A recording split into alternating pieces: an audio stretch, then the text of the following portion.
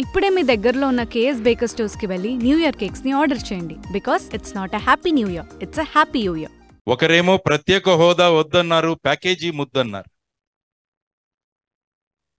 మరొకరు కేంద్రం మెడలు వంచి ప్రత్యేక హోదా తెస్తామన్నారు.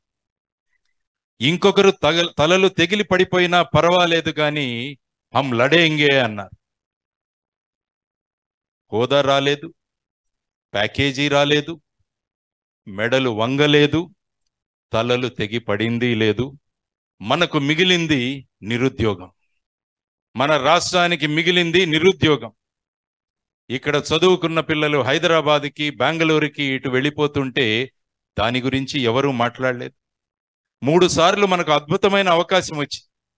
రాష్ట్రపతి ఎన్నికలు జరిగిన సందర్భంగా, ఉపరాష్ట్రపతి ఎన్నికలు జరిగిన సందర్భంగా ఢిల్లీ సివిల్ సర్వీసెస్ చట్టాన్ని పార్లమెంట్లో ప్రవేశపెట్టినప్పుడు 3 సార్లు మనకు అవకాశం వచ్చింది ప్రత్యేక హోదా అడగడానికి. కానీ అడిగే ధైర్యం ఎవరికీ లేదు. కానీ మళ్ళా దాన్ని ఎలక్షన్ ముద్దాగా తీసుకొచ్చి మళ్ళా ప్రత్యేక హోదా కోసం పోరాడతామని మళ్ళా చెప్పబోతున్నారు. ఈ అన్ని బూటకపు ప్రచారాలను సమాప్తి చేసి రాష్ట్రానికి ప్రత్యేక హోదా తీసుకురావడానికి పుట్టింది జై భారత్ నేషనల్ పార్టీ.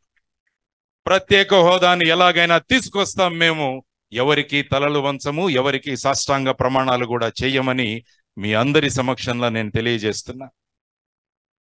చట్టంలోని, రాజ్యాంగంలోని లోపాలను, లొసుగులను వెతికి ప్రభుత్వాలు దోపిడీలకు ఎలా పాల్పడాలో అని ఆలోచిస్తున్నాయే తప్ప ప్రజలకు ఎలాంటి సేవలు అందించాలో అన్న తలంపులు చాలా తక్కువైపోయాయి.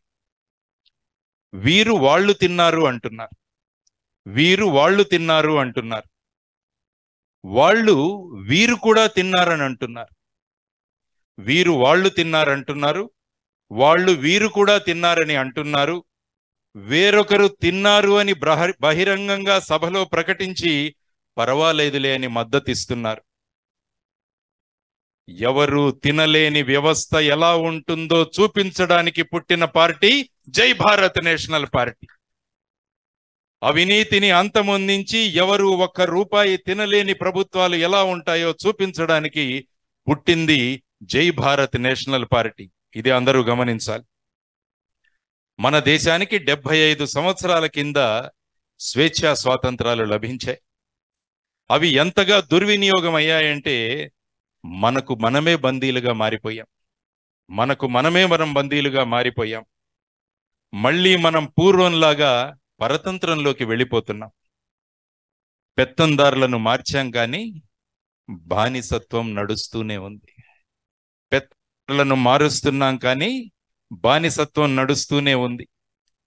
ఒకరు అభివృద్ధి అభివృద్ధి అని ఒక నగరం కట్టడం వైపే లక్ష్యం కేంద్రీకరించి అవసరాలను మరిచిపోయారు. ఒకరు అభివృద్ధి అభివృద్ధి అని ఒక నగరం కట్టడానికే లక్ష్యం కేంద్రీకరించి ప్రజల అవసరాలను పూర్తిగా నిర్లక్ష్యం చేశారు.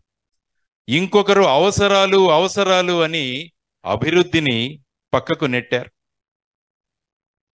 అభివృద్ధితో ఎలా అవసరాలు తీర్చవచ్చో ప్రజలకు చెప్పి బానిసత్వం నుంచి విముక్తి కలిగించడానికి పుట్టిన పార్టీ జై భారత్ నేషనల్ పార్టీ.